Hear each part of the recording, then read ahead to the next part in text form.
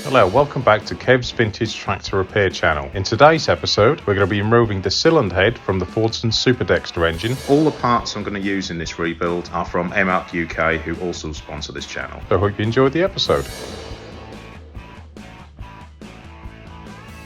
Hello and welcome back to Kev's Vintage Tractor Repair channel. From the previous episode, what we did, we removed all the bits and pieces from around the side of the cylinder head on this Fordson Dexta engine. What we're going to do today is remove the rocker cover, the rockers, and see if we can get the cylinder head off and see what we can find inside. So let's get started and we'll take the rocker cover off. Okay, so take the rocker cover off. The breather came down here, that came off earlier anyway. So what we need to do is undo these two 1/2-inch nuts on the top. So undo these. I think we've had a leak on the rocker cover gasket, which has sort of gone everywhere, but that's nothing unusual. There's so much paint on here, everything gets jammed up. Right, so off. Screwdriver. Let's just give that a bit of a... There we go. Right, so let's see what we can find. Not too bad inside, fairly clean, not as bad as I thought it was going to be. Okay, so what we've got here is the rocker shaft, and a bit of silicone, alright, which chuck on the floor. Here's your push rods, if you wish, they're all down this side here. Your arm are coming across to your valve over this side.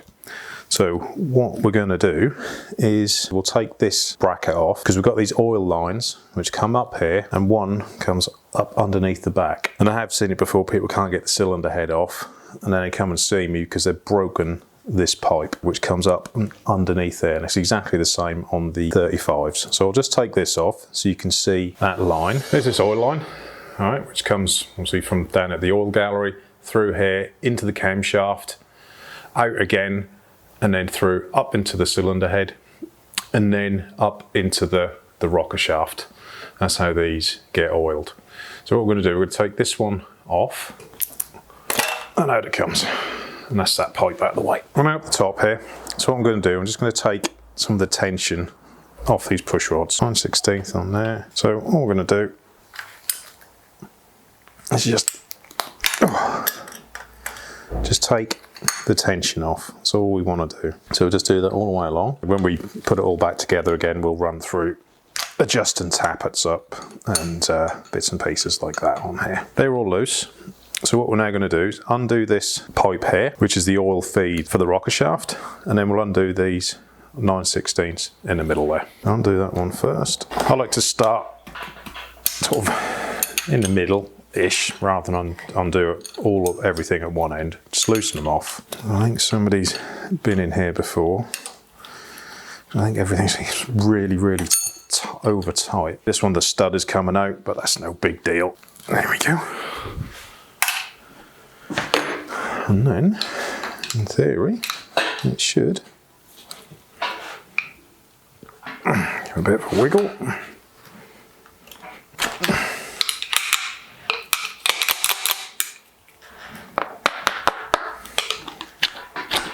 Oh, definitely doesn't want to come off.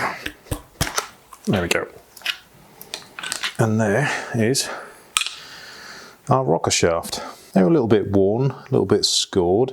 That's probably a bit hard to see, but in theory, I hope they'll be all right.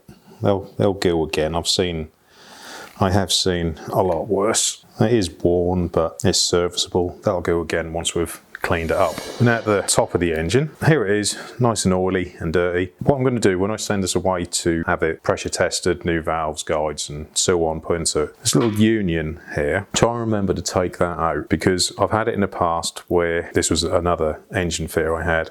It got hit and damaged, and they're not, you can get them, you could retap it and fit something else, but it's always nice to put the original thing back in, but sort of be a bit wary of that.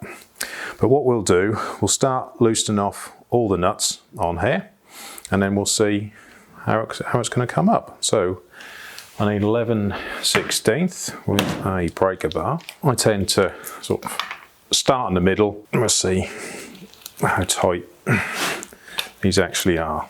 Not that tight by the seams of it. And so I like to sort of start that in the middle as if you were pulling it down, but just do it the opposite way.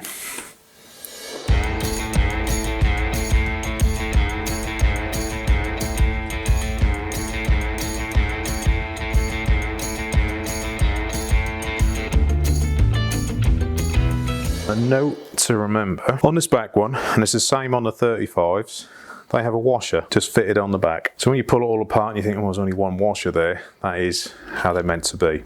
All right, just remember that that back one has a washer on it. Let's take all these off.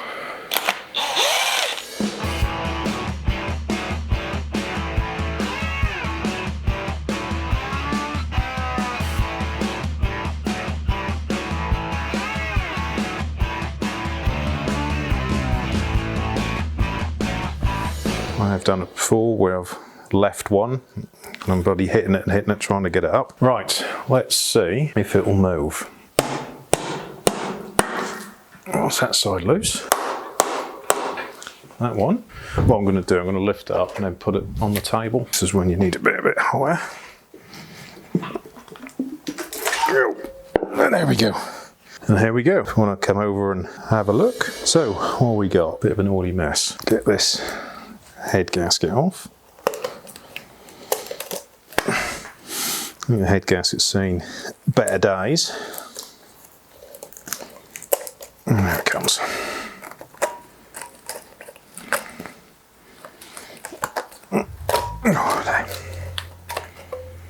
What have we got inside? Can't really see anything too bad in there, apart from a bit of carbon right at the top. These liners feel really good.